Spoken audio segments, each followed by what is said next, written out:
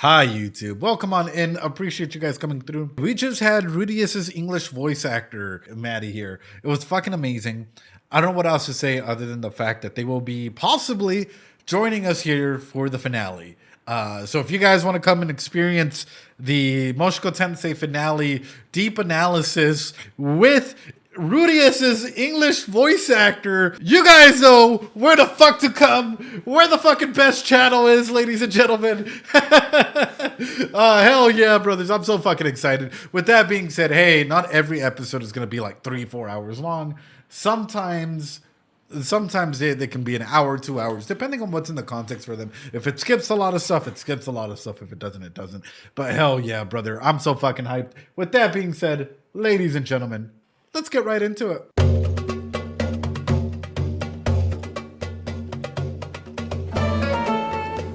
Exactly where I live. I'm not even okay. Just imagine immediately stopping and just be like, this is exactly where I live. 100%. 10 out of 10. I'm backing it up because I feel like this is going to be some great fucking symbolism.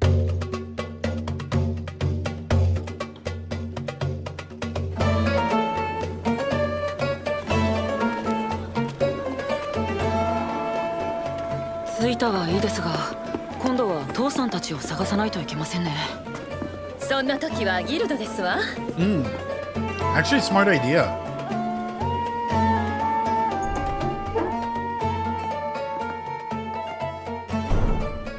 さて、とりあえずパウルかギースのことを聞いてみますわよ。聞けばわかるでしょうか。ギースはこういうところに情報網を張っていますから、名前さえ言っておけば、あとは向こうで。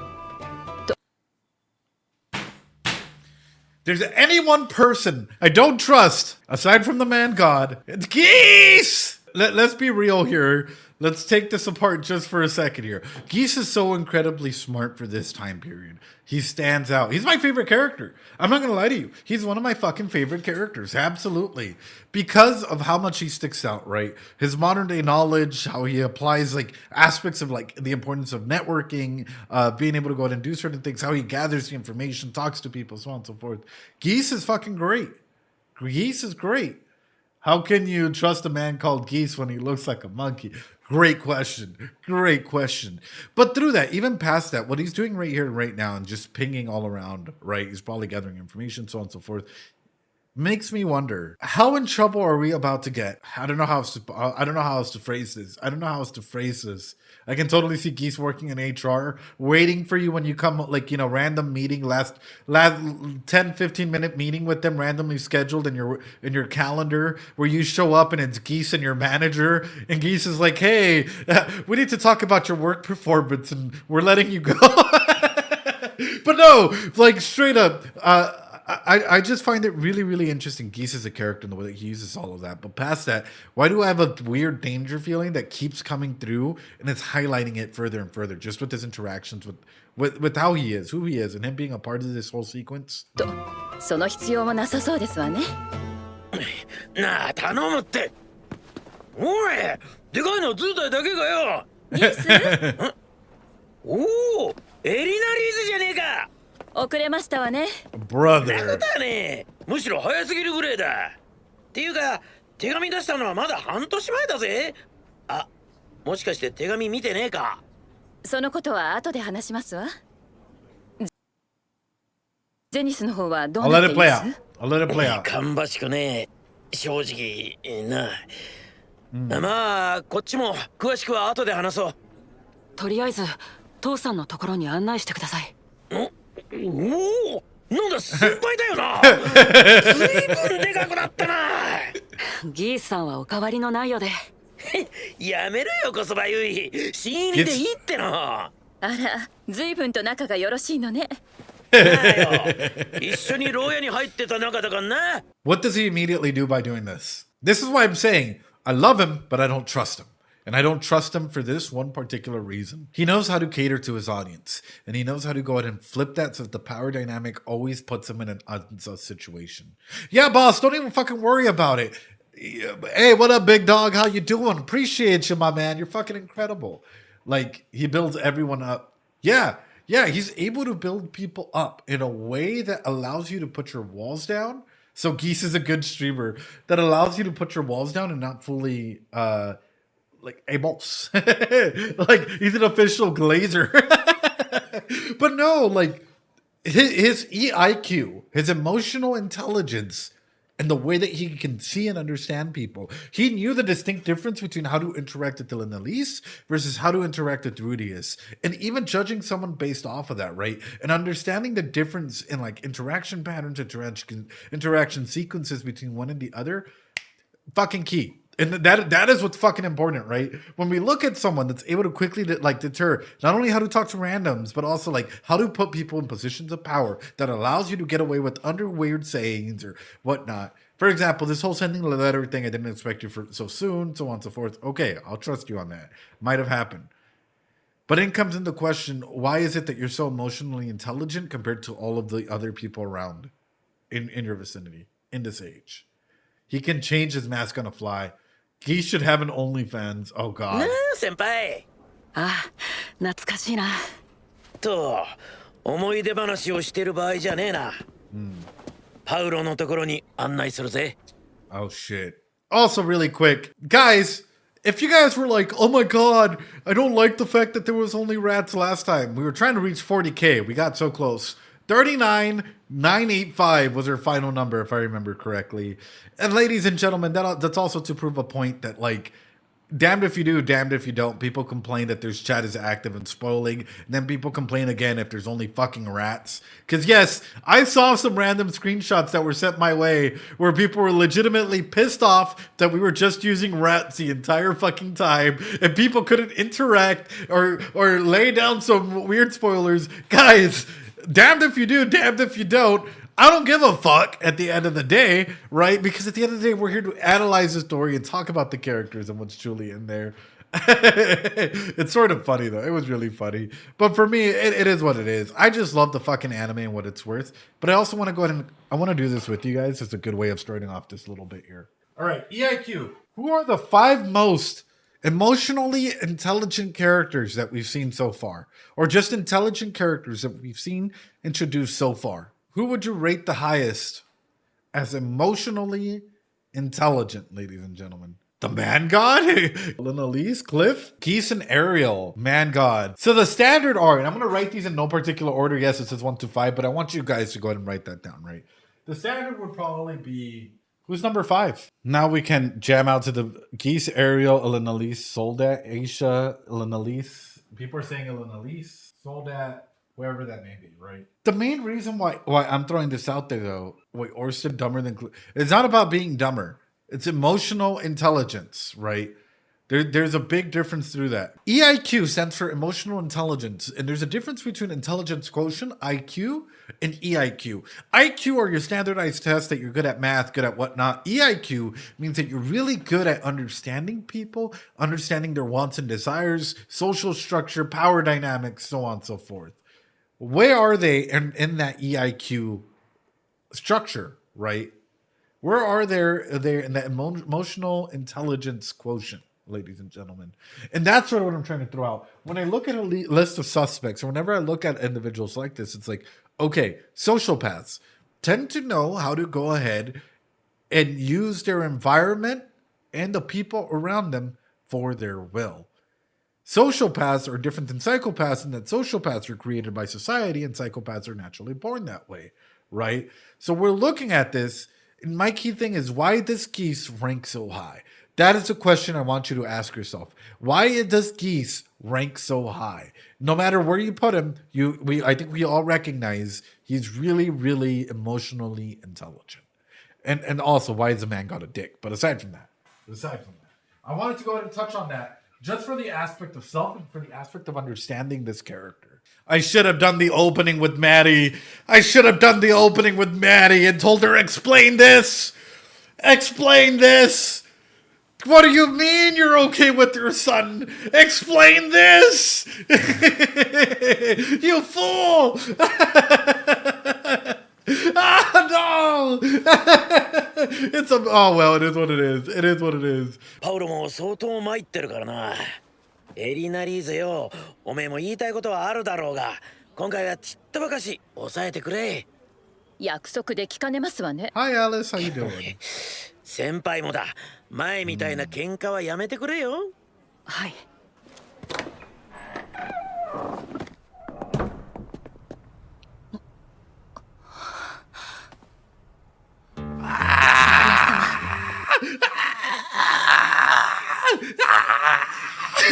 What's the first time seeing them together?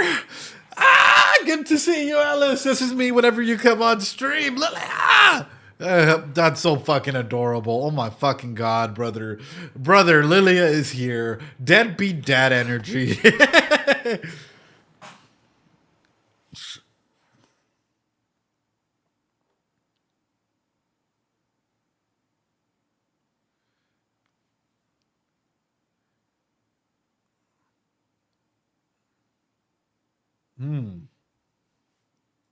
Aren't the hands that are being showcased at the very beginning the hands that we see in this opening shot in a little bit? Hold up. In the opening trailer? Fuck, I don't want to go back. Yeah, kind of. That's what I'm thinking. He isn't drunk. He isn't unkept. He's just exhausted and despaired.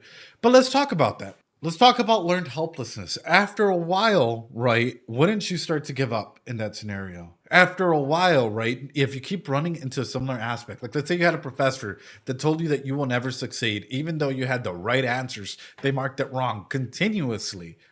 Even if you were like, hey, I know what the right answer is, I know I have to go ahead and do certain things, and you keep hitting your head up against the wall and you're saving everyone else, but you can't save the person that you love, what the fuck does that do to you psychologically? That brings you down? Your psyche levels? If this is normal, your psyche levels are probably like on the verge of fucking breaking. Because if this is what normal psyche is, or the normal matter of understanding your balance between anxiety and depression and being able to go up and down, up and down, up and down, in a learned helplessness situation, you don't know what the fuck to do. You're probably drained all the time. You're probably exhausted. You probably have to, your self-compassion or the way that you justify what you do is by helping others in the process of trying to help yourself. Has he come to terms with the fact that he can't save her personally? That's a big aspect though, because like even in a sense like this, you might fall into the fallacy that like you can still be the person's savior. This is why you get so many people that jump into relationships, and despite it being one of the most toxic relationships ever, they're still in the mentality of, oh, I spent so much time here, I can save you, despite there being no hints, no aspects of change for the other individual, which can often leave an individual like a shell of themselves whenever that relationship ends. And even past that comes in another aspect of self. How far is Paul willing to go if push comes to shove? And that is a question that comes in my mind, seeing the state that he's in. He's in a lot better state than he was last time we saw him, but still. With that being said, let's jump right back into it.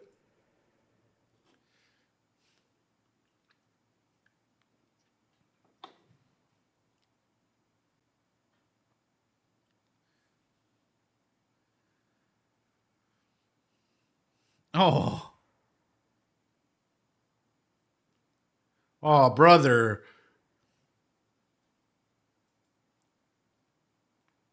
I'm not gonna cry. Fuck. Bro, I'm fucking crying. What the fuck?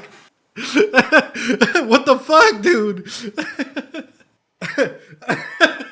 This fucking sucks, bro. No. He's at his lowest again, but this time he has that compassion to be there for his kid and hug him and not. Oh, fuck, bro. The differences between right now, right? I'm not crying too, bro. There's a bunch of ninjas in my streaming room. You know, they like to ask really deep questions from time to time. But this is sort of what I want to go ahead and highlight is this. Look at this, man. I'm sorry.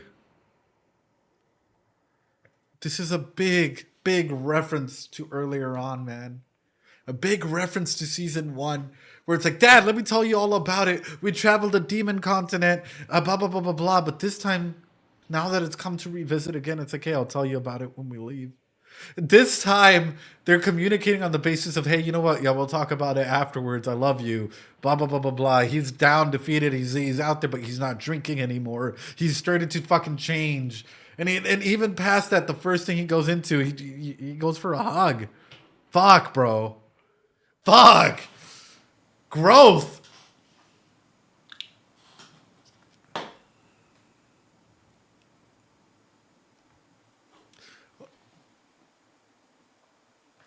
Oh. Oh. Why? Why? Why? Why? Whew. I wasn't expecting feels in this episode.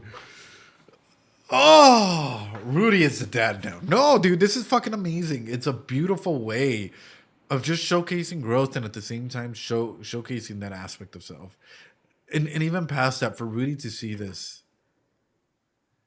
for Paul to think of himself as though he's no good, he's no longer good or whatnot. Fuck, dude. We don't talk about yourself like that, Paul. Well, think about it. And here's what scares me. How does Rudy view himself? Same as Rudy? Over? Under? Does Rudy view himself in a, like, that he is worthy in that way where he's okay with it? Or is he like all the way up in a fucking pyramid type thing or whatnot? And some of us can say, you know what? Rudy has instances where he's here, he's here. How does Paul view himself? Under. Paul views himself, he just said it right there. I'm not worthy.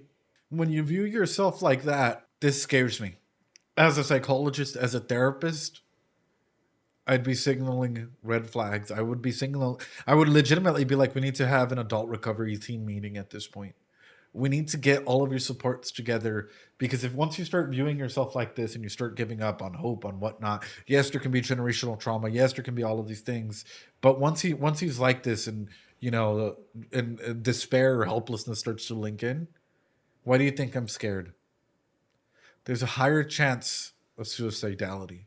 And I want to talk about this because this is something that, or suicidal ideation, thoughts, putting more riskier behavior, so on and so forth. And I do want to touch on this because there's still a stigma around talking about stuff like this, especially for males, guys in general, and anyone really, because anyone goes through with it, right?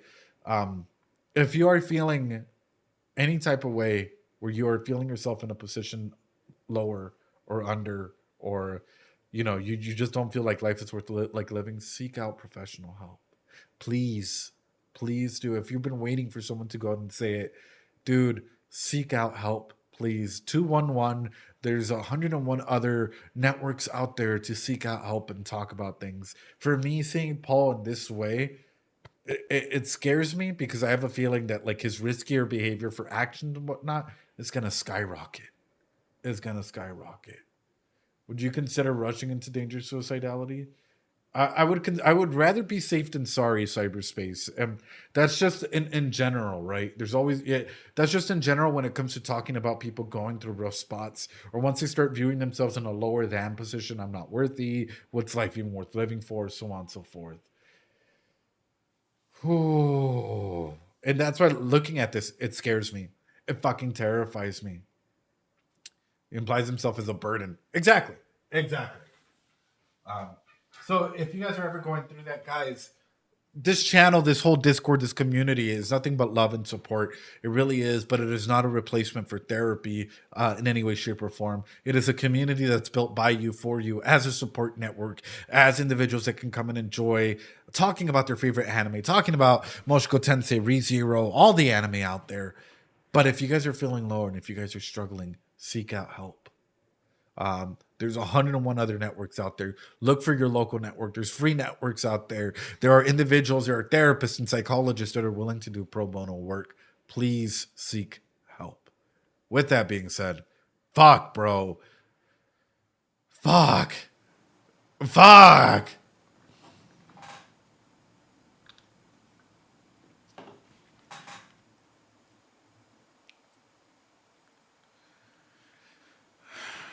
Alice, I love you. This is what I feared. I can't keep my word.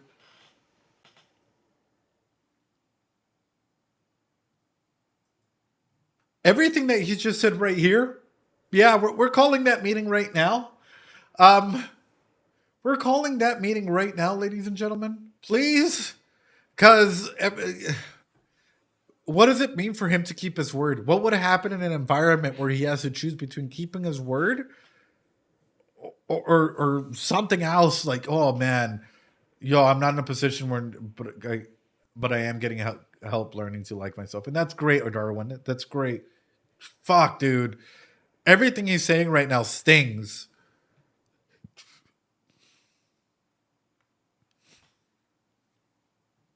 Right.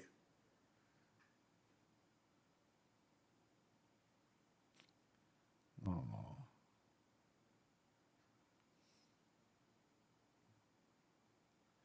Oh.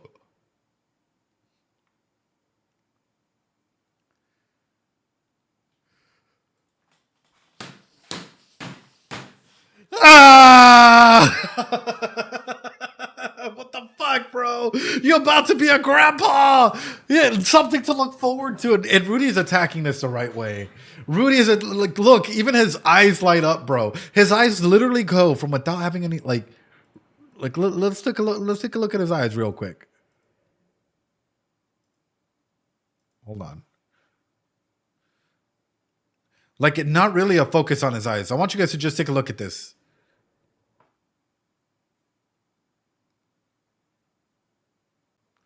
Look at it, brother. The light.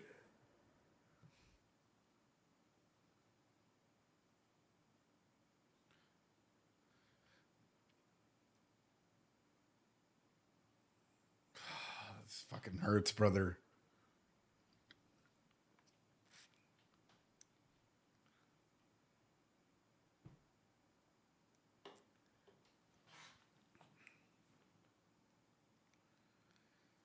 Yeah, me too, man. He's overshadowed.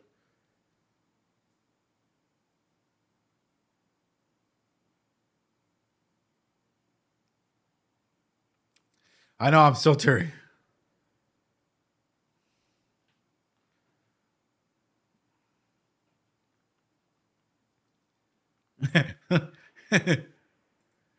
That big change in expression and more of a center in his face, more in a center of his being, man. That is wild, and that is fucking excellent. Like, exactly, like waking up from that. Reality can wake us up, yeah. And that is a big element through this, is actually seeing hope, pride, a kid. Oh my God, my family. You know, like, it's from like literal shots of him not being there to like the little shots that you're seeing. It's not really like he's there.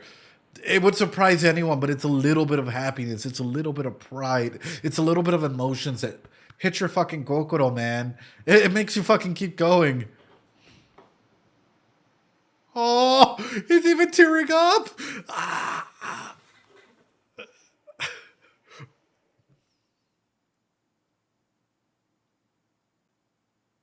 Bro.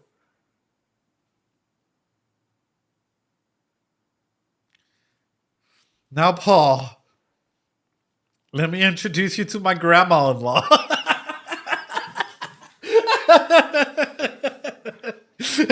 No, Paul, let me introduce you to my grandma-in-law. Oh, no. Yeah, she's his... Oh, God. Oh, God. But even past that, like... Paul, me, and Elise, but also the key element I want to say through this is him tearing up and him crying and whatnot. Legacy is one of the most powerful aspects that we can think about. This is why I love Metal Gear Solid, by the way. I'm a huge Metal Gear Solid fan.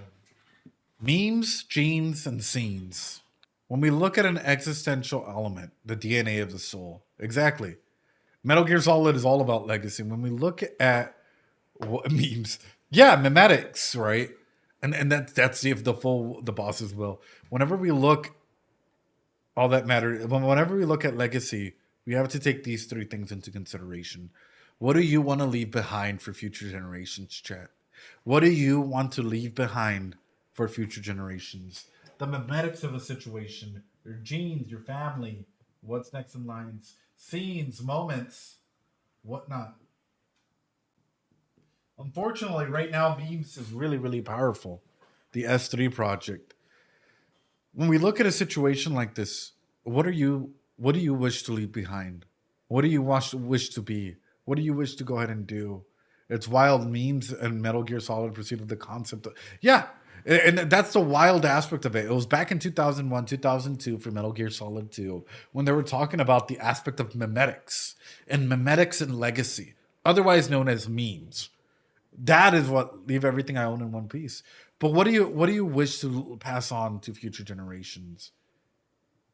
Genes, memes, or scenes, ladies and gentlemen. And looking at this one thing, for Paul, genes have clearly passed on, even passed on one more.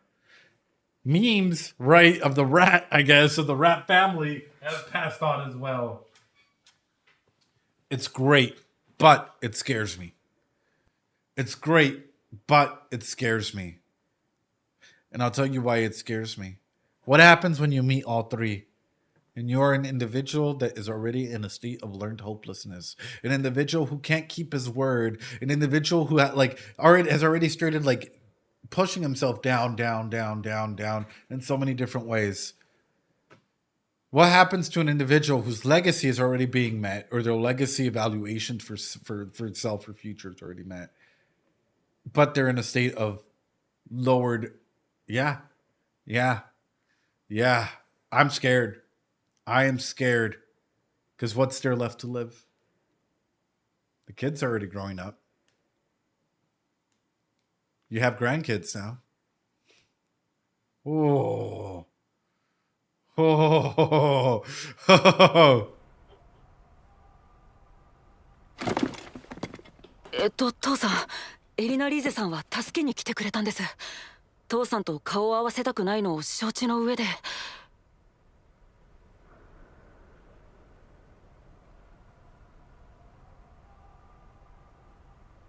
おお。エリナ・リーゼ。何ですの？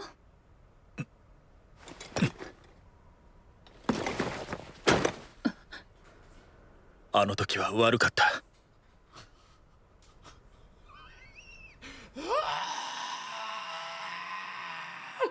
Bro, she was straight up not even. Oh. I don't know what they're straight up not even expecting that. But for my man to actually go through and go down on one fucking knee, man, and apologize like the man that he should be, right? Man, I fucking love Paul. Fuck episode 16 and 17 of our analysis. Paul is great. Paul is fucking great. Common Paul W. That's fucking character development right there. And as much as Paul is developing, Rudy is developing as well. That's a fucking beautiful. Yeah, Paul grew, man. Paul has grown leaps and bounds, and seeing the way that he cares about enough to even apologize, man. Putting your own ego aside to be like, hey, you know what? I fucked up. It is what it is. Let me take accountability. 私にも非があったと思ってますわ。Oh.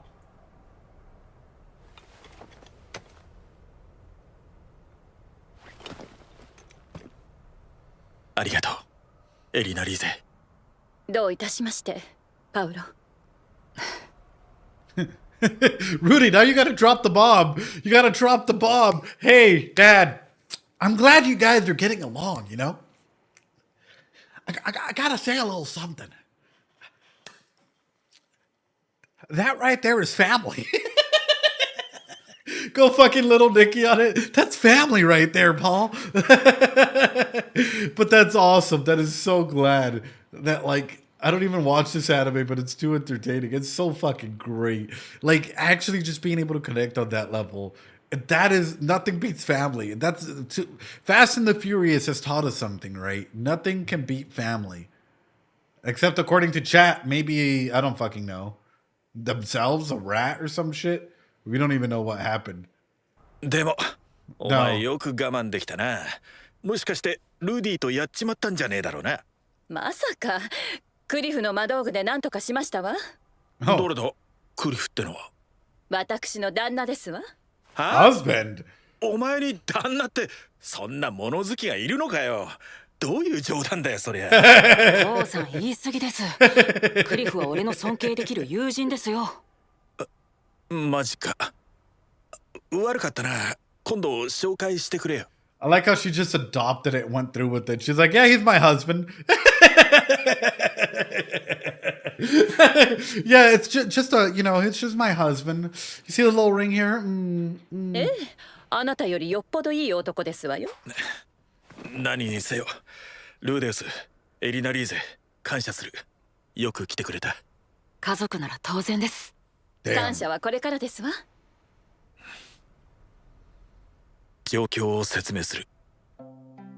ギースの情報によると、ゼニスはここより北に1日行ったところにある迷宮に囚われているらしい。Sure. 6年ずっとですか？わからん。命に別状。I guess my question would be, and this doesn't just come freely, how did Geese get this information? And this would go for any character. Like, how did they come about this information? Who told them, and can we verify it?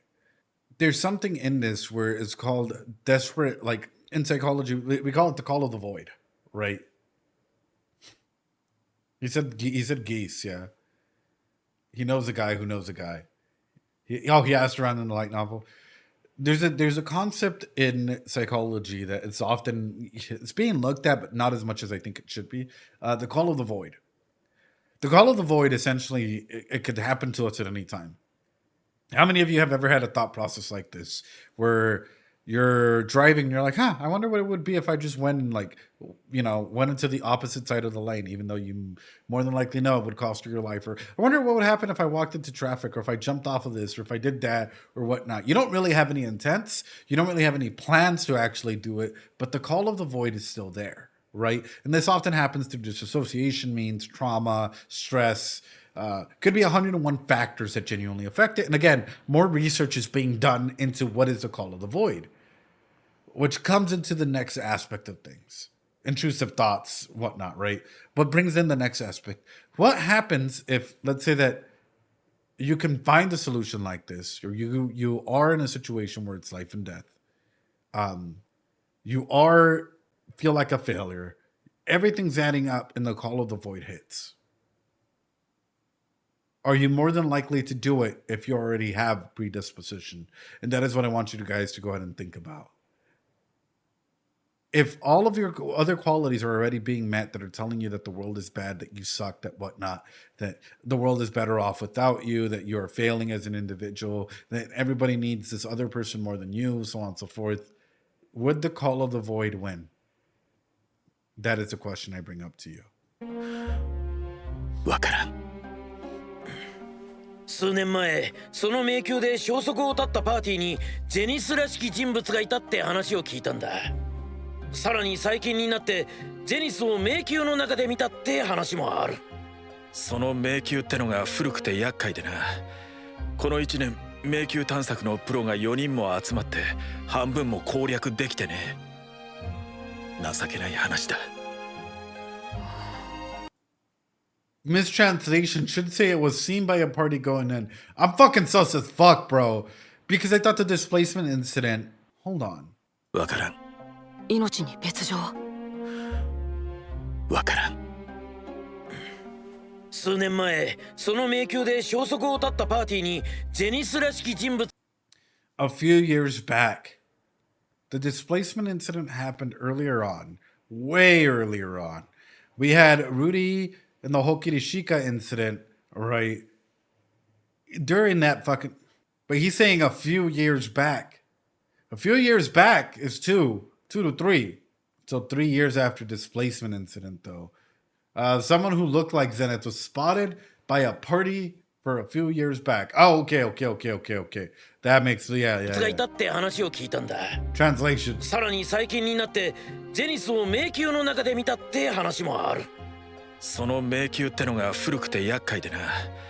この1年迷宮探索のプロが4人も集まって半分も攻略できてね。Sure. 情けない話だ。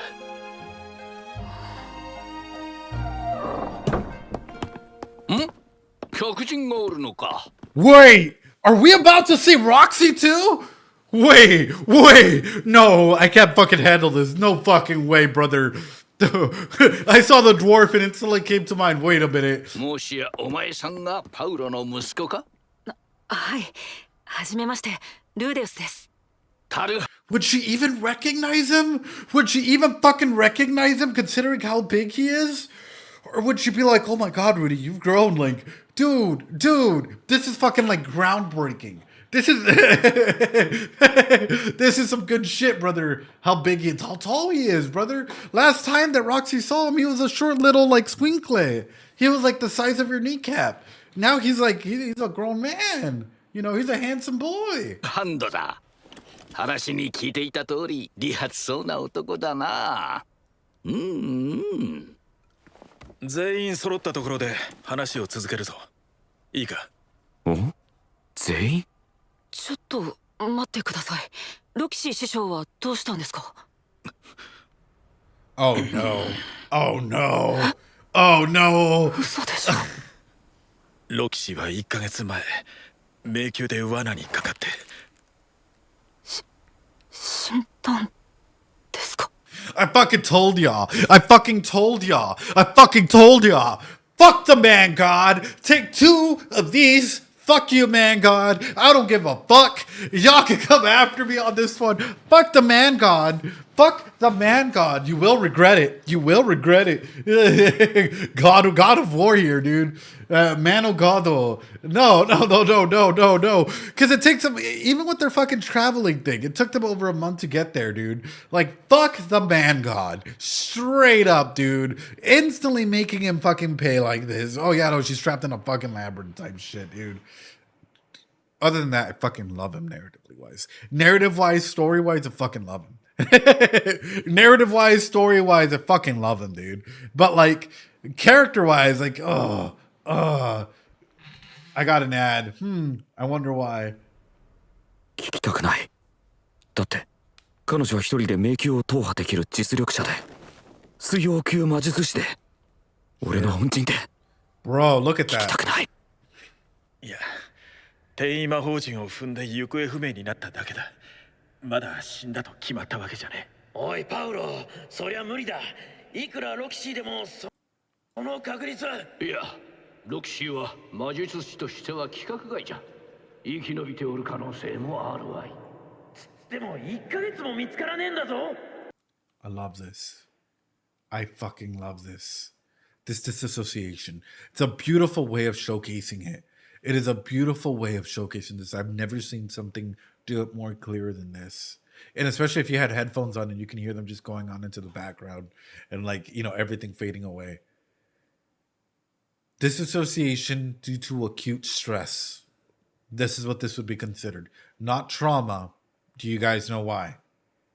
I know, I'm fucking goosebumps. This is fucking powerful, man. This is beautiful fucking shit. This is disassociation by acute stress. Do you guys know why this isn't considered trauma? A panic attack? It can lead to a panic attack, but trauma is on a longer scale of time, right? And it's after something, after a big trigger that can go and encapsulate this.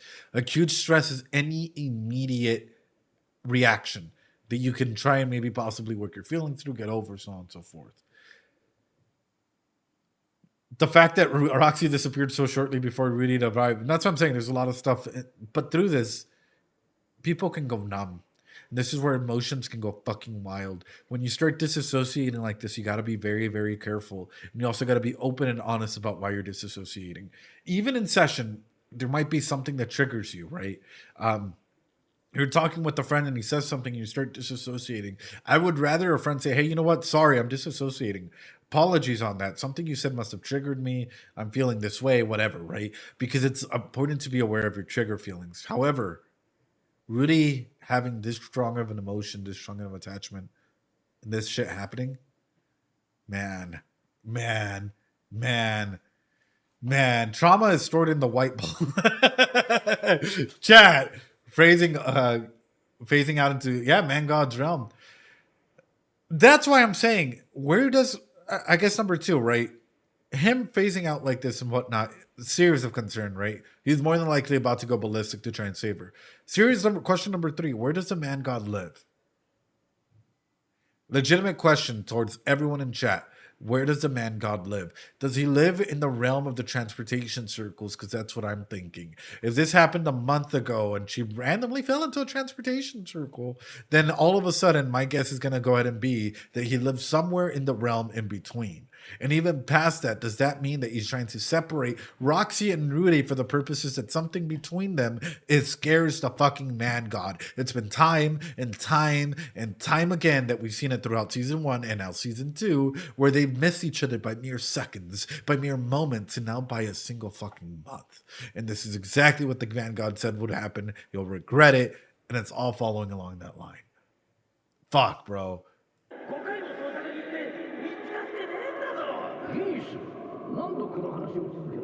Man God lives in my walls, 100%. Ellen Elise. Oh. Oh. すみません。話の腰を折ってしまいましたね。その迷宮というのはどういうところなんですか？ Good grounding shit. 難易度 S 級。ここらでは最悪の迷宮の一つ。天意の迷宮だ。ちょっと待っててください。 Oh shit. Oh shit. ここに天意の迷宮の奥深くまで侵入した冒険者の Everything's tying up so nicely, brother. Oh my god. 何かの役に立ちませんか？なんでこんなものを？大学から借りてきました。ギース、確認してくれ。What a coincidence. じゃあ読ませてもらうぜ。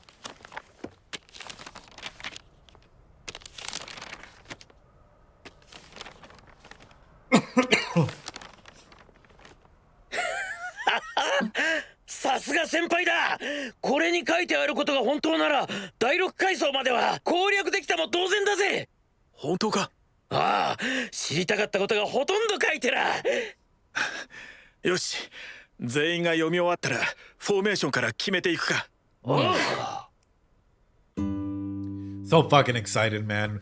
Beautiful to see fucking ル teamwork ーデウス here. 様と寝床を共にするのは初めてでしたね。そうですね。旦那様のいびきがうるさかったら遠慮なく申し付けください。はい。時にルーデウス様、何でしょうか？愛車はきちんとやっていますでしょうか？はい。 Did you do your job as a parent or as a maid?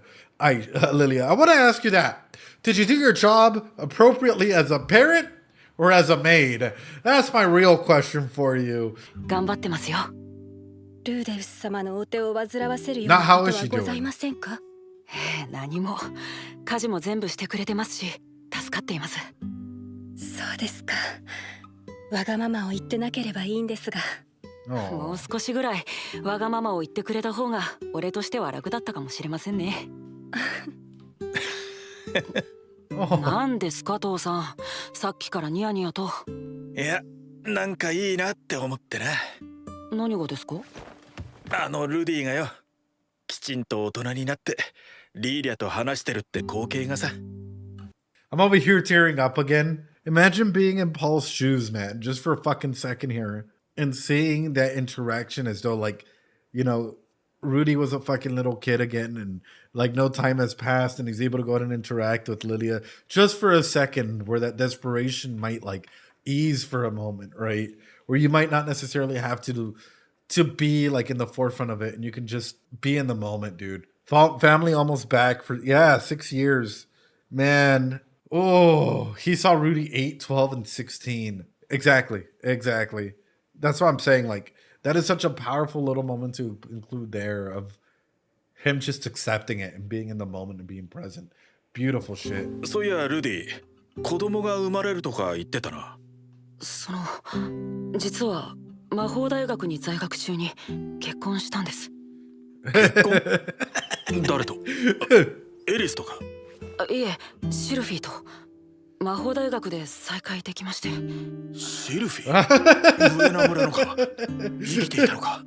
ええ、彼女は彼女で大変そうでしたけどね。そうか。結婚。 God, bro. 子供。 Why the fuck am I tearing up? Fuck. Stop crying. Stop crying. Stop crying. I don't need this, brother. I don't need this cute fucking family dynamic making me tear up like this. Welcome on in, whoever just came in. すまなかったな。俺が不甲斐ないせいで父親になろうってやつをこんなところまで呼び出して。いえ、申し訳なく思っています。 Oh. 母さんが見つかってもいないのに自分だけ。帰ったらみんなで盛大にお祝いしなきゃいけねえな。はい。 Do you guys think that Rudy can genuinely fit into the shoes that Paul is gonna leave? Like, especially as Paul advances and gets older and whatnot. Do you think that Rudy can step up to being the family head over time or no? Because, like, for example, he has some big gloves to fill. Like, he has some very serious fucking big gloves to fill, for being honest about it. Everyone has to someday. Exactly. Everyone has to someday. But it's like, he's a man. Thank you so much for the stretch. I'm going to go ahead and turn on the fan as well. It's getting a little warm in here. At some point, he's going to have to go ahead and fill them in, right?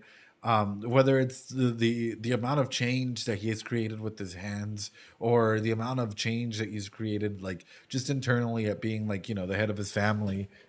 I'm kind of curious if Rudy, when or at what time do you think Rudy would be able to start filling in those roles? It's beautiful, man. And this is what I'm talking about whenever I talk about, like, the greatness of Mushoku Tensei. I mean, these moments. I mean, the moment when we're able to see the family dynamics there, the moment that we're able to see Kid Rudius pop out in those eyes again. Oh, knocked. The moment that we're actually able to see Paul and Rudy interact and care about one another, and, you know, just glimpses as to, like, their whole dynamics. That's what. 何せ父さん、初孫ですよ。パウロおじいちゃんですよ。よせよ。まだそんな年じゃねえんだから。子供ができたってことはルディ、お前も男になったってことだよな。旦那様、あまり下品なことをお聞きになるのはどうかと思いますが。いいじゃねえかよ。俺はな、ルディとこういう話を一度ぐらいはしてみたいと思ってたんだよ。Let's hope it's not. 父さん、そっちのことに関してはちょっとばかし自信があるんだ。何でも聞けよ。そうですね。 Are you wanting じゃあ some? いくつか聞きたいことがあるんですが。まったくルーデウス様まで。リーリャもこうは言っちゃいるが、あっちの方となると激しくってな。そうや。She came on to you? She came on to you. Bro, okay, like, that's fine. I mean, we all come, brother. Dude, that's his mom. Caught in 4K. Don't you recall? Well, I mean, I would assume that she would come on him, but I didn't think that he wanted to be come onto. Came on to me. Okay. She came on to me that one. He's probably talking about that time, like, where stuff happened. Chat, I'm reading this with the bar on the screen, brother. Tisked. Fuck you guys. Fuck you guys. Dude. Cyber. But no, the main element through this is it's awesome to see that they still have those dynamics present, right? And that they're still able to go ahead and interact and laugh and joke about all of this, right? Aspects of, like, dad being so open to talking about sex is awesome, especially with the kid there. It might not necessarily be the fact that, like, she's comfortable hearing it, but the fact that he's like, hey, how are you doing? Like, you know, do you, like, let's talk about this a little bit. Funny, great, awesome, the fact that they're all there. The old John, welcome on in. It's funny, but I don't like him exposing her like that. Yeah, but we also have to consider the context for the time, right? Which is, I mean, even today, talking about sex, as long as you and your partner agree that it's okay to talk about, like, certain instances of sex, most people are comfortable talking about sex and what works and what doesn't work, you know? Especially being like, yo, my partner likes this, my partner doesn't like that. Cat out of the bag. Right. And now, especially after Rudy probably saw it and heard them 1,001 times as a kid. And well, no, it was more like Zenith. But still. いつかの時だってリーリャの方から誘ってきたんだったな。その時の話詳しくお願いします。Hey yo. ルーデウス様まで。Hey や yo. めてください。 He's just teasing. ルディ、打ち合わせ通りに行くぞ。いいな。了解。皆様、ご分を。よし、行こう。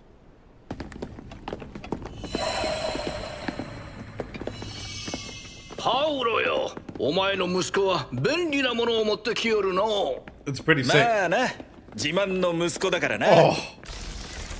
Why are all the fucking death flags being set off, brother? Why are all the death flags being set off, brother?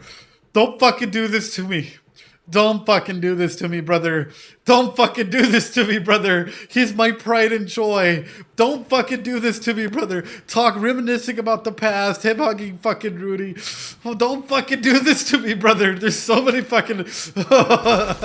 魔法陣を踏むとどこかに飛ばされてしまうので避けて歩く。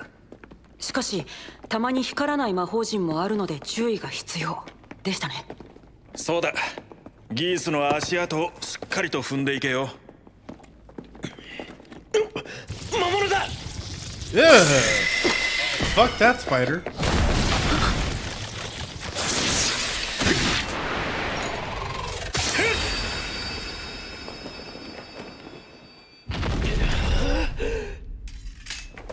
まあこのぐらいなら楽勝だな。 Fucking OP.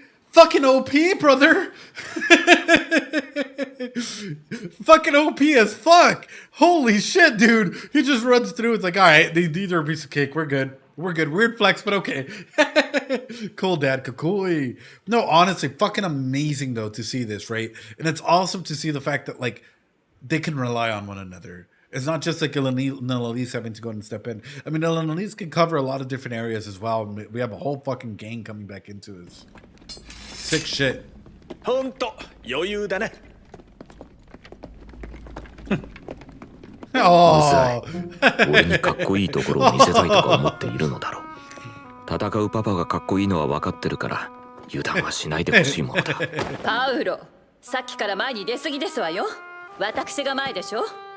第一階層ならそう変わりゃしねえだろうが。私はともかくルーデウスは迷宮自体が初なんですから、大人として見本を見せなさいな。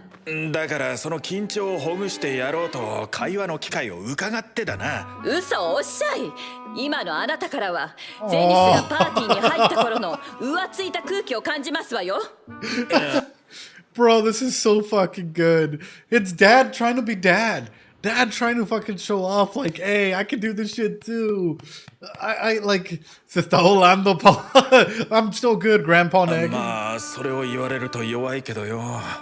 なんだお前随分と口やかましくなったんだな。当たり前ですわ。パウロは息子も同然なんですから。しかりもしますわ。息子だよ。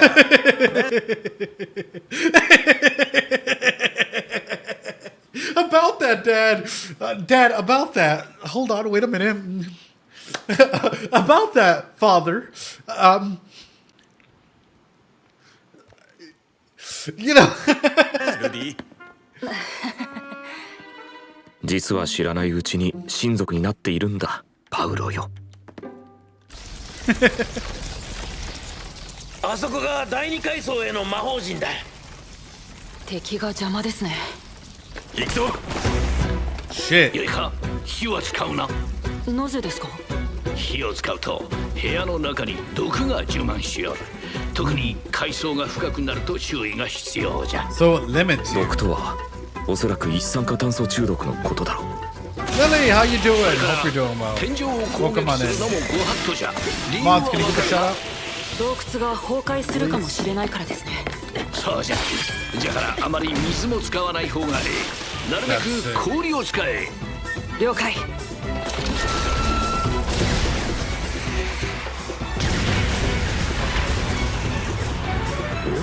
さすがの OP as fuck, dude. 使う魔術まで同じとはの。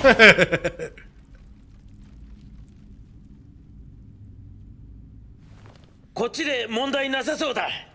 I think anybody else saying that, though, you were saying about OP, I know ROXY being mentioned, but also the fact that he's so fucking OP to be able to go and take this shit down, dude. Like AoE spells for you. But it scares me because how limiting is it going to be the further they go down, right? Yes, Mana. The further that he goes down, do you guys think that it's going to continuously get worse and worse with the debuffs? Not being able to use fire, not being able to go and use certain elements to the point where you are literally just there, or maybe like completely restricted. よし、みんな魔法陣に乗るんだ。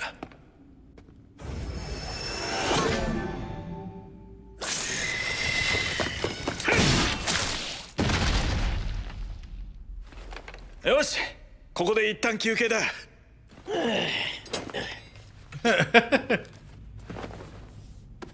どうしたルディ？お前も早く済ませろ。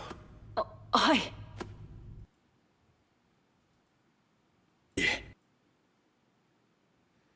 Does anybody else find the cross on Geese's foot a little interesting?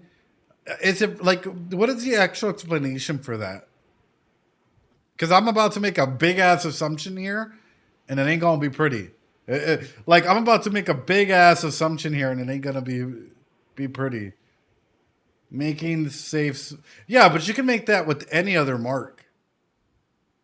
You can make that with any other fucking mark. You could literally put like an X, but that's a fucking cross in that way. So they can follow tracks, right? But if they can use any other symbol, why that symbol? Or a fork? Sorry.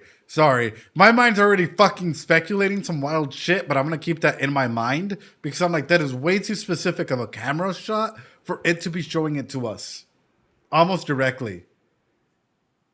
That is way too much of a fucking shot to like, you know, for it to just be showing it to it directly. Or not necessarily like the crosses have symbolisms, right? Not necessarily to do with whatever the religiosity or aspect may be in the MT world. I don't fucking know about that. I don't know much about like the actual religions in the MT world. But whenever it comes to something like this, it's very denote or very shaped like this. It's interesting. お前も早く済ませろ。はい。You guys want to know what I'm thinking? Man, God.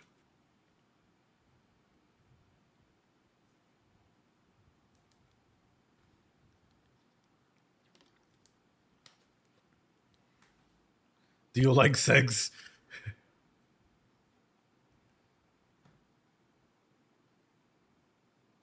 Me too, fam. All right, hold on.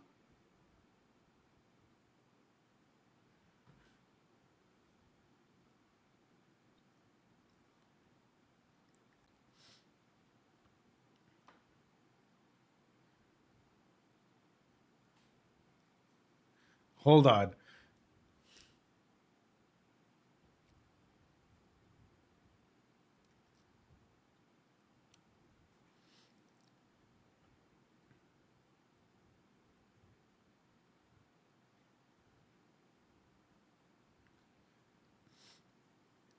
Top 10 anime fights.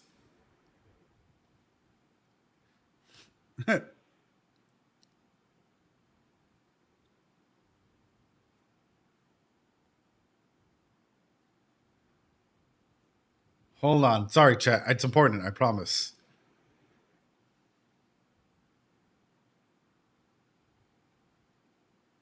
Don't mind me, just watching. Welcome on in the United Nation.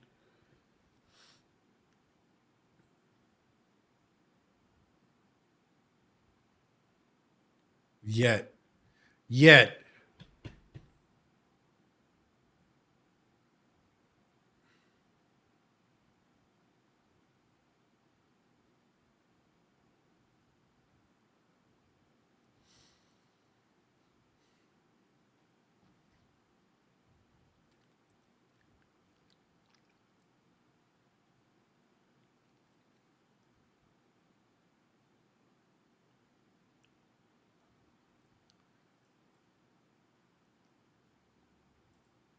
Just saying. Hold on. I'm making a point.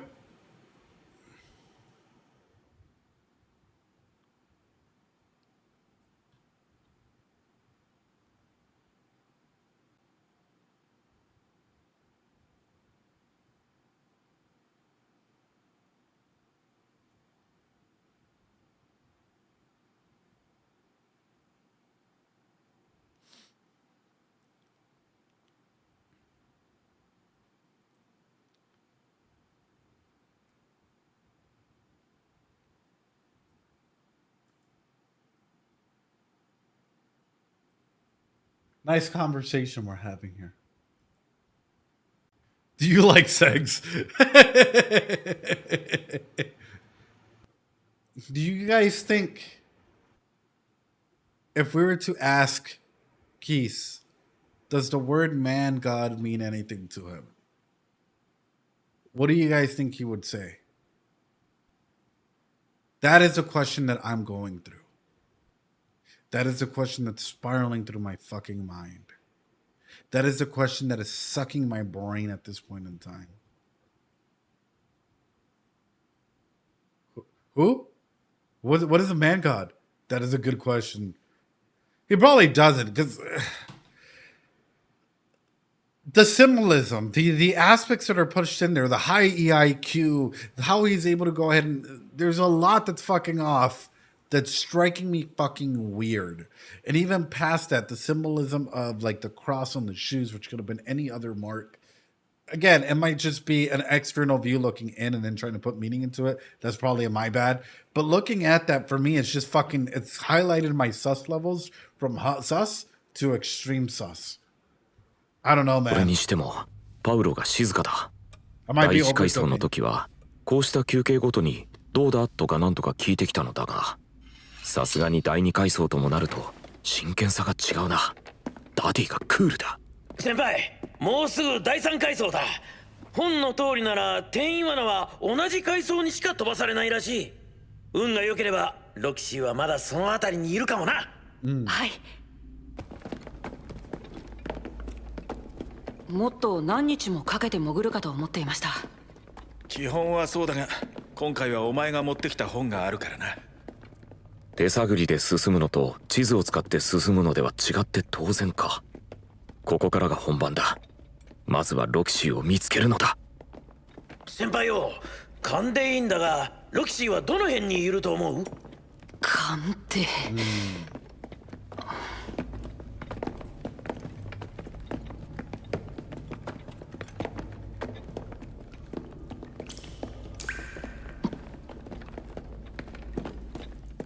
どうした？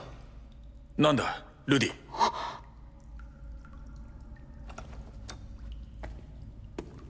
Hey, yo, can he feel her? Wait.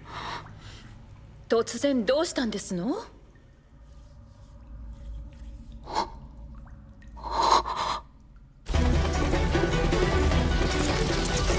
荘厳なる大地の鎧をまとわんハースフォートレス。 Oh, bro, she... 落ちる雫を散らしめし世界は水で覆われん。ウォータースプラッシュ。天より舞い降りし青き女神よ、その尺状を奮いて世界 I を miss 凍りつ her かせ so ん。 much. ハイスクールフィールド。 Damn, brother. 島の王、大いなる雪原の覇王、純白をまとい一切の熱を刈り取る霊の王、死を司りし冷たき王が凍てつかせん。ブリザードストーム。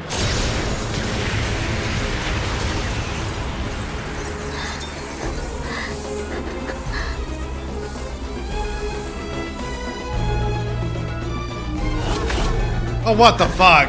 What the fuck? Never ending. Never ending. やっぱりダメですか。 Oh, and they can chuck shit? That ain't even good.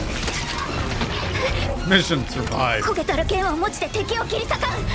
フレームスライス。荘厳なる大地の鎧をまとわんハースフォートレス。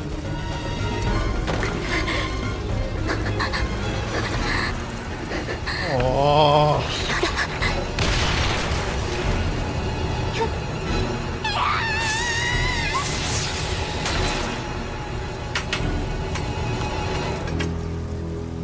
死にたくない。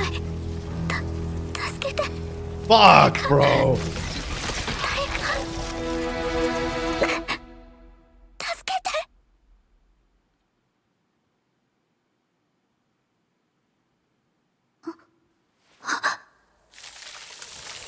Fuck, bro. Fuck. He smelt it.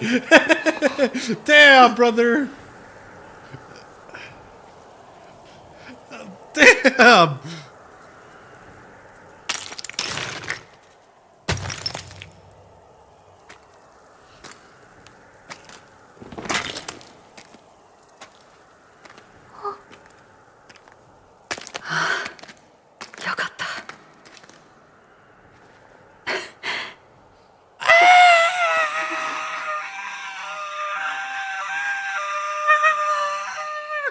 Ah! Dude, what the fuck?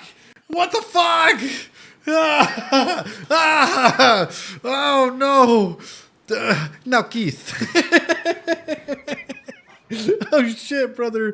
Oh shit. Now Keith. You guys gotta say it with the TH. Now Keith. That's awesome. That's amazing. But it's also interesting. We saw Roxy literally go through her stages of whatnot. Flight, fight, in this case, you know, freeze, right? And that's fucking powerful. Can someone save me? Here's the thing that I'm afraid of. That's what I'm afraid of. Is Roxy gonna start looking at Rudy more so than just a kid? 9-minute mark. Okay, hold on. Because what might end up happening in a scenario like this is quite literally putting Rudy on a pedestal. And all of a sudden, there's that savior complex attached to it. He saved me. He's wonderful. He's not just the kid that I've grown with and that I have a strong propinquity with. He's now a kid that literally, what is episode 13 called? That is missed connections. 9-minute mark, right? 私はいつか男らしく背がスラッと高くてでもまだ子供っぽい表情をする青年に Stop! 迷宮の奥底で偶然助けられる Stop! そしてそのまま力を合わせていく No! No! 敵を脱出したところで Ah! No! Yeah, you're such a child, Roxy. No! No! Are we really gonna fucking... She nailed it. Okay, but also hear me out, Psychologist. Yes, she'll put him in a pedestal, but he already puts her on one as well. She's on a fucking cliff. Yeah, Roxy ran ahead. Roxy's a fucking pre-watcher. Roxy the wizard. Holy shit, ladies and gentlemen. My God, though. Holy shit. That's beautiful. That showcases how much the author really thought about like the character, their interactions, where they're going to go, so on and so forth. Literally fucking beautiful. What a wizard. What a wizard. And honestly, fucking amazing to see them come together and them chat like this and all of that, right?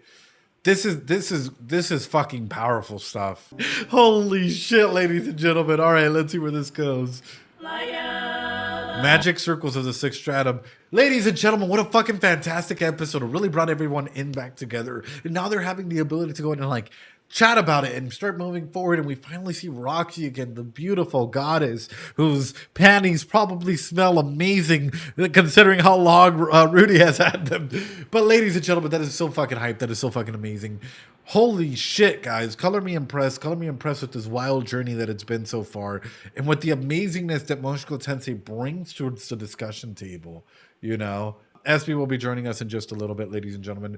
When SB joins, we'll be jumping in to a little bit of a conversation, and then we'll see how that goes. So, shall we start off by saying, first off, bro, I gotta have you on whenever Maddie joins us next time, because I'm sure you have a fucking streamroll of questions for her as well. I'd have to write some down for sure, because they would probably just like go out of my head as soon as I'm like sitting there like talking to her, and I'd be like, You'd be like, where do we go from here? But why don't we start off by asking this, right? Roxy's clear example of what she wants from the man and that happening. First off, tall, strapping man that comes into a labyrinth and saves her. Right. And I have to say that's beautifully put, right? It's beautifully showcased and like foreshadowed with that. But even past that, is she going to get a savior complex from this individual? From Rudy coming in, Rudy no longer being a kid, now being a strapping man that saved her, returning the favor of her saving him.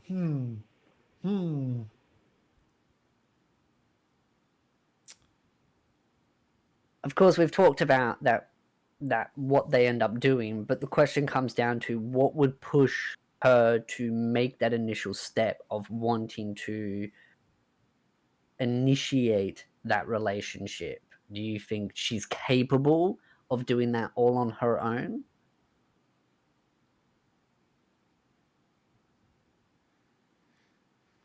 We have someone in here that's a big trigger. We have someone in this party that's a big trigger for people to do shit they shouldn't do, don't we? I guess I'll ask this: is Elise gonna play a role in this? I'll shoot straight because I'm looking at the character and I'm like, she's the only one that could fucking trigger Roxy into doing something, or vice versa. But Ellen Elise is related to Sylphia, so would Ellen Elise betray Sylphia? No, I didn't say anything about betraying. I'm just saying giving advice.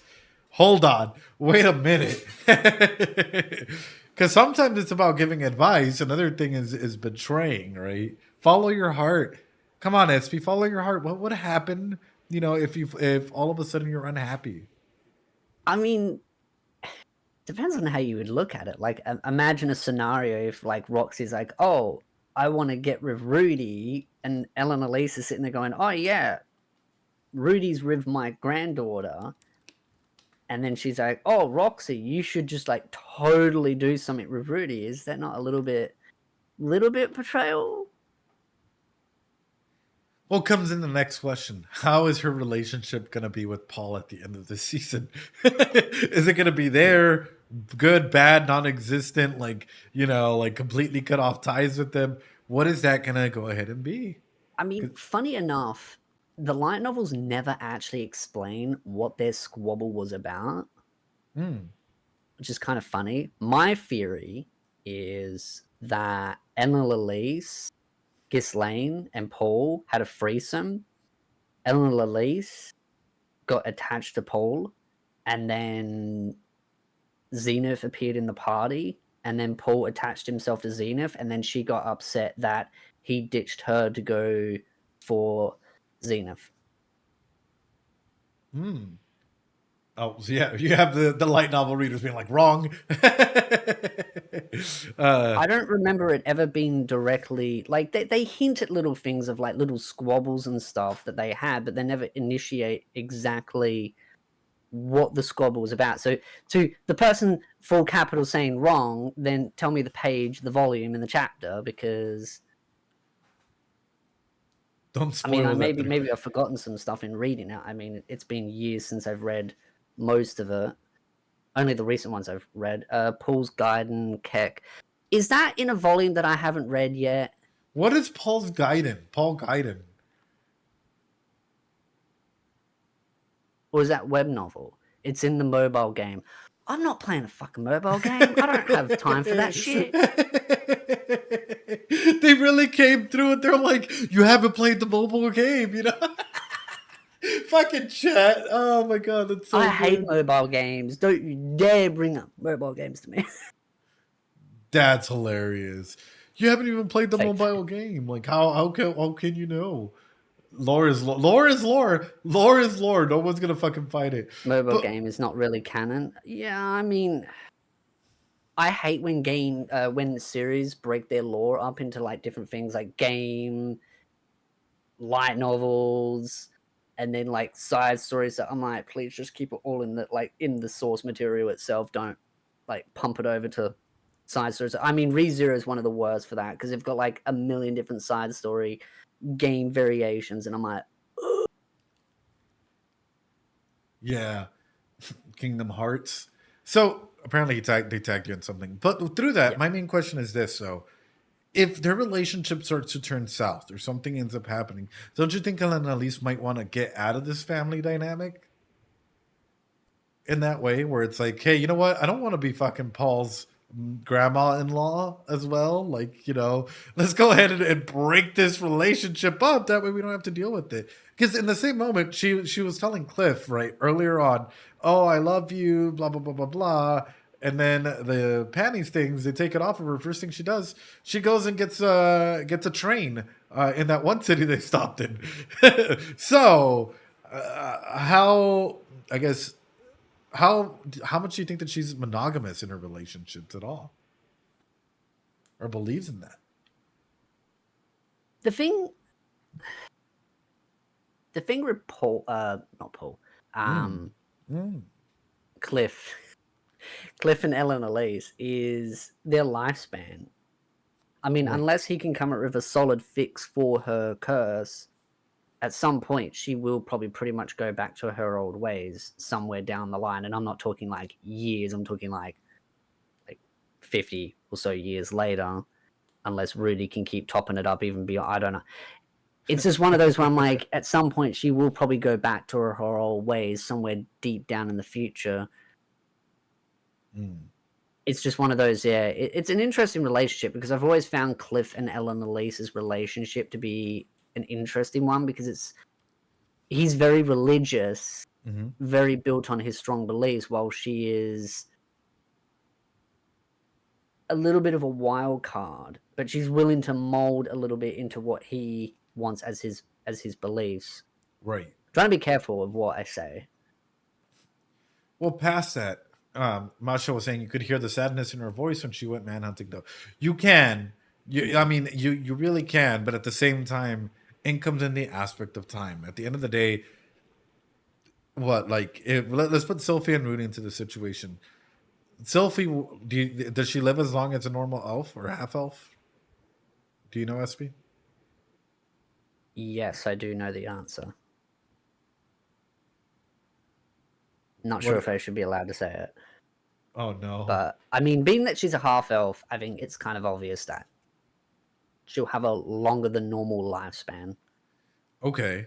So if that's the case, then she will be, Rudy will probably be leaving the picture first. Just normal human lifespan interaction type thing, right? So it comes in the question, how open do you think that Sylphie might be to polygamy? I mean, Sylphia isn't religious, so I think...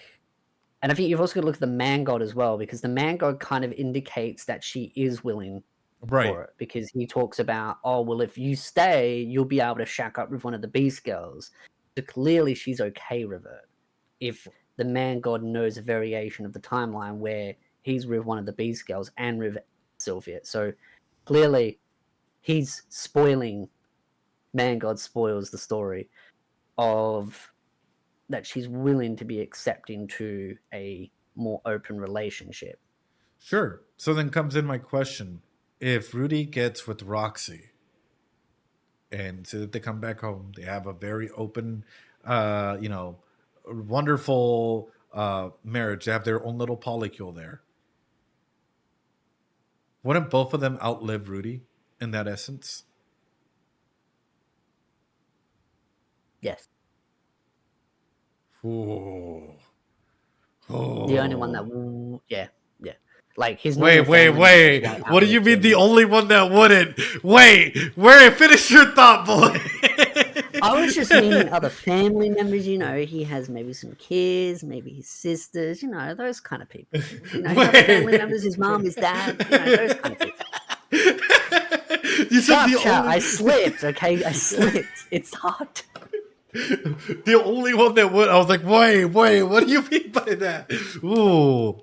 So there's someone coming down the pipeline then, is there? Yeah, it's Sarah. Sarah's best girl. I just mean that so hard.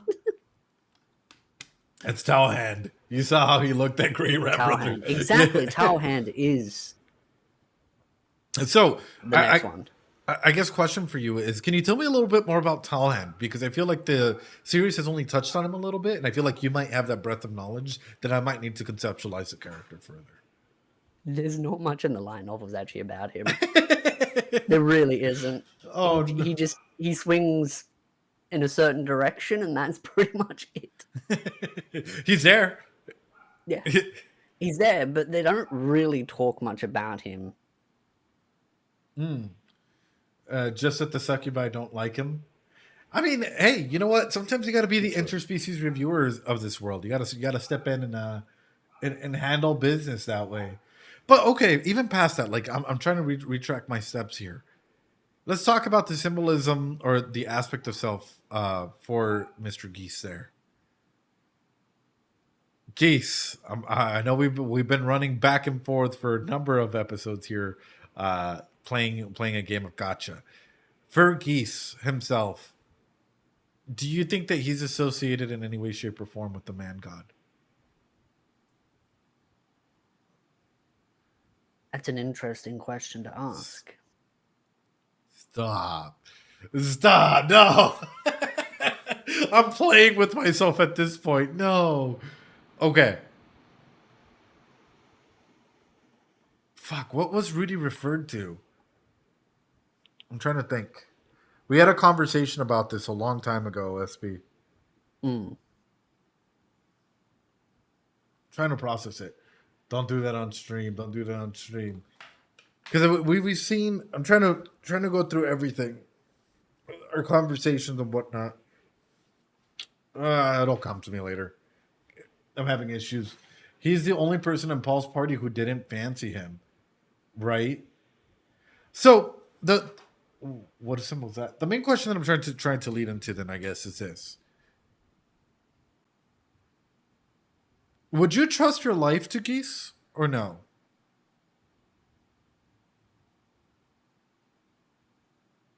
Trust my life to anyone blindly because I believe that my life is mine to protect as best as possible. But I mean, as far as putting maybe relying on others to assist me, I mean, not Paul. Geese has a good network of information gathering. He's definitely a reliable party member when needed, but I would always keep one eye open or one eye on him. So I guess if we were to classify this, and this is just to get a better character description in my head, what would be the hierarchy of power dynamics for him? Is it, like, what drives him? What is his major goal? Like, well, who do you think he, like, adheres to most or inspires him or motivates him? Because that's sort of what I'm trying to wrap my head around. He adheres to one thing and one thing only: money.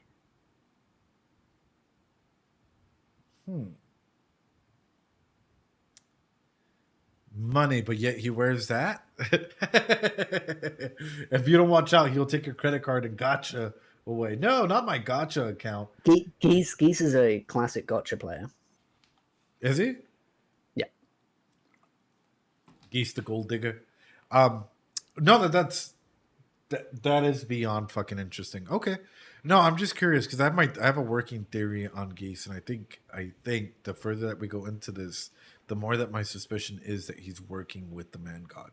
That is my suspicion. And the more our conversations, reflecting back on our conversations in the past, whenever he's brought around, how you curtail the conversation ever so slightly, right? And even your tone shifts ever so slightly, makes me wonder how much more depth there is to this character than him just being the monkey man. You interest me, SB. You interest me whenever it comes to this topic, is what I'm saying. Did Geese keep up the search when Paul had given up on it? And brother. Next question for you then is this.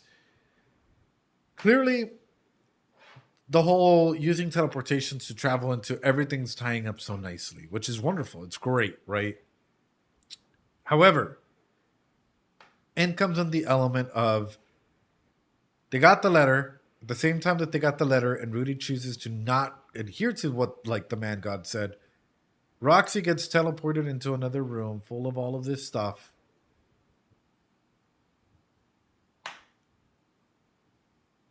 Is the man god trying, and this is a question, is the man god trying to kill Roxy?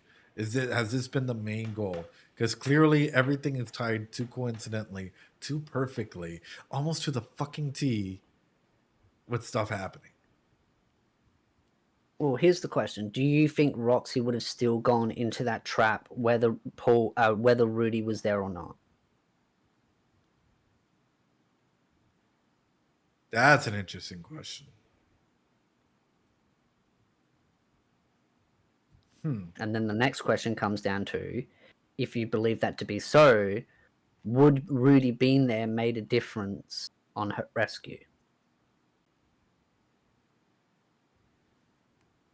Because she probably would have died. Let's be real about it. Her entire thing was taken out, right? She like, at least if it was in the current here and now, she probably would have died. And to chat, they won't go over her point of view. In the light novels, they do have a whole chapter of her perspective of being stuck in that section. But I can tell they won't go over her point of view. I think that whole little section where she is fighting them is her perspective, and that's basically it.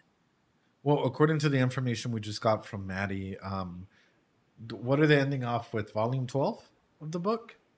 Yeah. I knew that as soon as I saw the trailer, and that makes sense because season 1 was 6 volumes. This is going to be 6 volumes, so it perfectly aligns.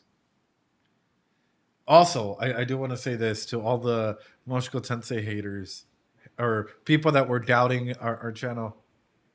Does any other React channel or analysis channel have fucking Rudy as his English voice actor come on board and do a 2-hour-long interview and, like, you know, do shit like that? No. You only get that shit here. Exactly. Easy clap. Done. Taken care of. I missed it. Oh no, Kaylee. They were amazing.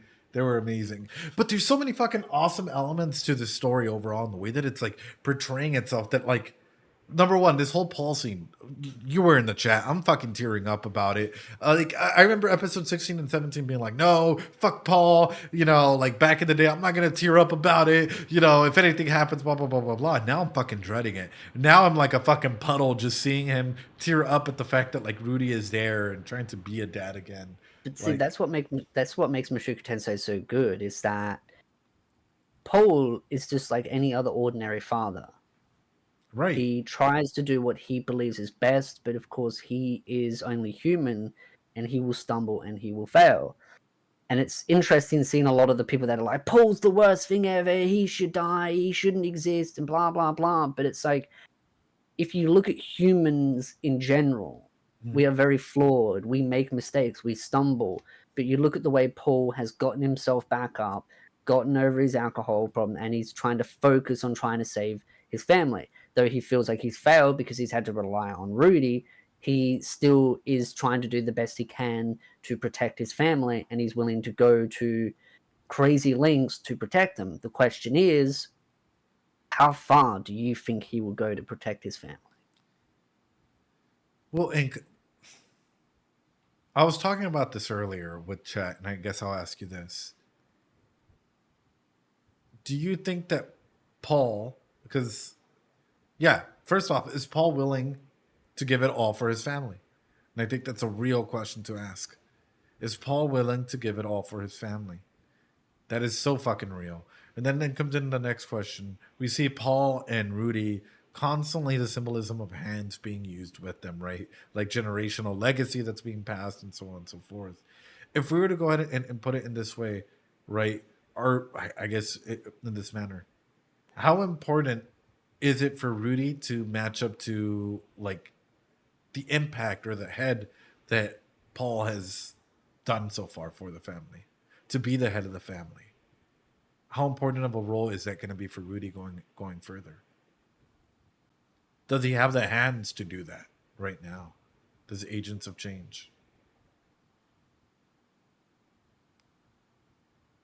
I think you'll have all those answers very soon. The way you smiled, bro! No! Oh, you terrified me. You fucking terrified me, SP. You know how to fucking torment me. And also, somebody said that this is the pre-rat era, so we haven't even had anything to do with the rat so far.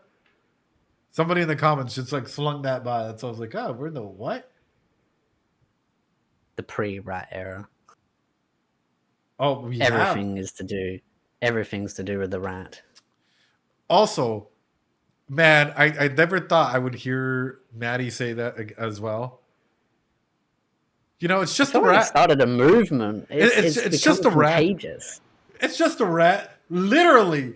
I was not expecting Maddie to throw that in my face. It'd be like, oh, you know, it's just a rat. I was fine. I was geeking for a moment there. I was like, SP in chat, both of you guys, like, the random movement of the rat is, like, spreading like wildfire now. Post rat clarity. It's just a rat. It's true. It's true. The rat does change things. But overall, super duper fucking fun episode. Great episode, and a great way of going ahead and reconceptualizing like the team coming together. Would you say that from here on out, it's going to be more action oriented until like the end of the season, or no? Yes. Okay. So then, if that's the case, what is season 3 gonna be? A lot of action. Stop. A lot of torment, a lot of action, and a lot of chaos, and a lot of rat. And a lot of rat. Yeah. You have me scratching my fucking brain now. What the fuck do you mean by this? Season 3 is rat content. This sucks that season 3 will be like 2 years away. It's like, oh. True. I mean, I don't want to wait 2 years. At least we have ReZero and some of the other elements coming in like recently, or through this year. Also, I do want to go ahead and highlight, because I just read one of the comments earlier when I went to my bathroom break. Guys, please remember to seek out professional help whenever it comes to diagnosing. Self-diagnosis, being aware of your symptoms, awesome. Go seek out help whenever you're aware of your symptoms.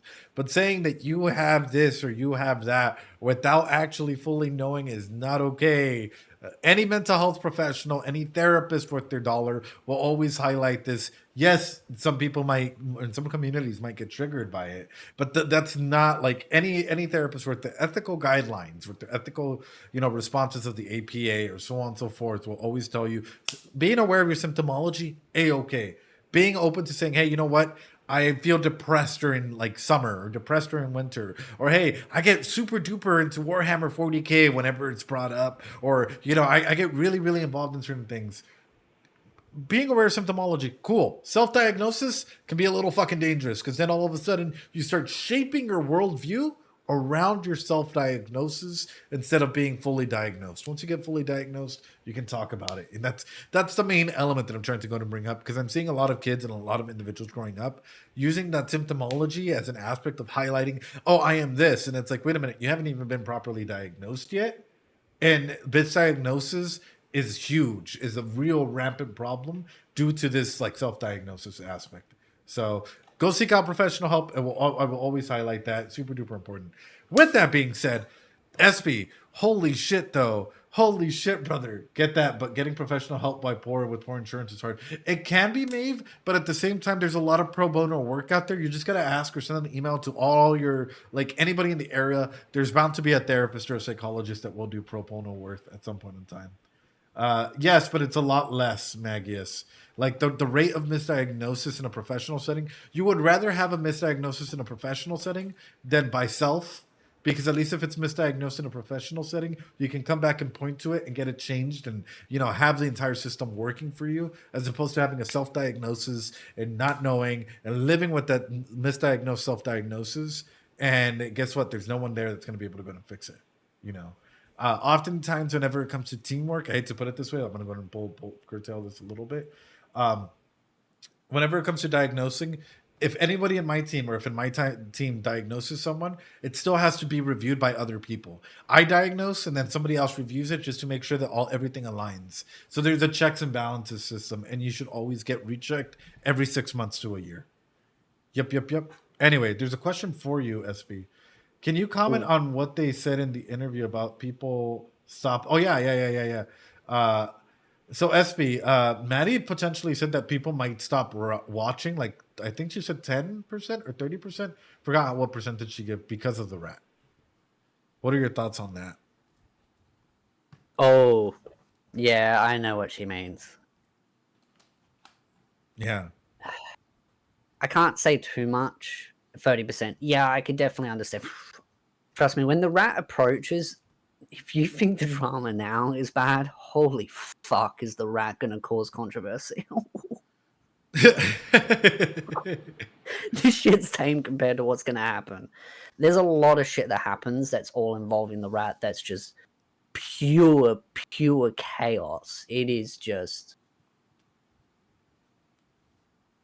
It gets dark. It gets dark? It gets very dark. I think that's what she's meaning. Like, if she's saying that there's going to be a drop off, then I mean, define drama. But I think people could drop it off if they see what happens with the rat.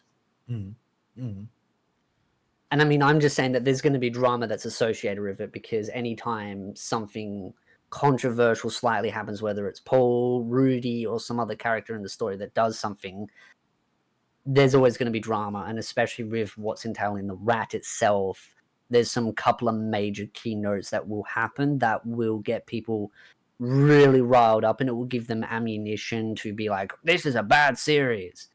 But it's one of the best parts of the story because it really just shows human nature in its most pure sense.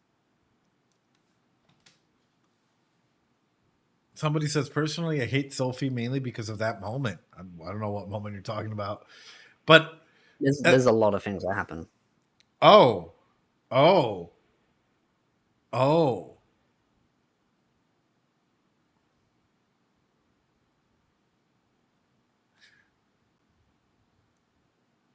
Question for you.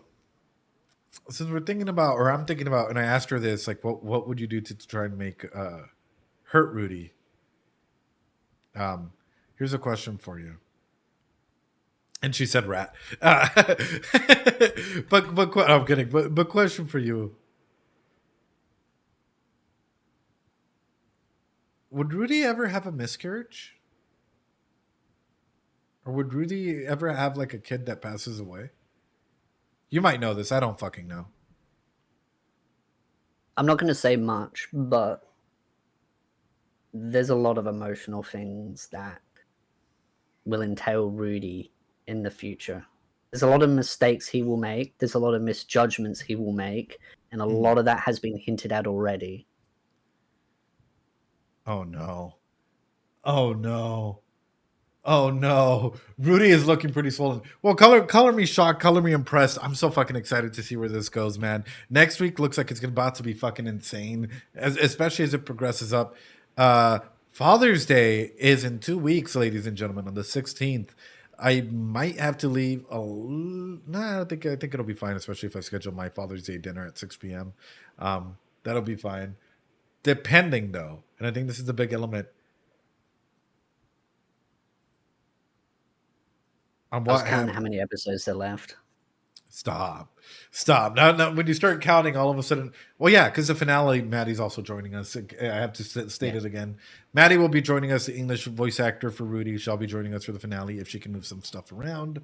So it will be fucking fun. I'll have you on board as well. So get your questions ready, SB, because it's about to be a giant fucking showdown with that. But with that being said, I'm so fucking excited. Ladies and gentlemen, I do got to skedaddle a little bit early, though. Hate to say it this way, hate to put it this way.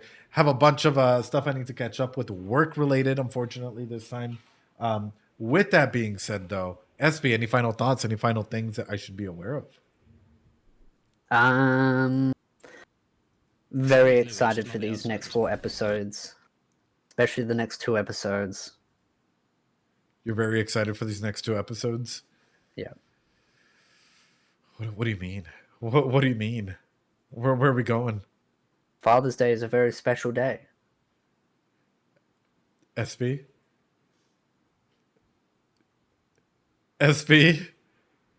What do you mean? Father's Day is a magical time to spend with your father.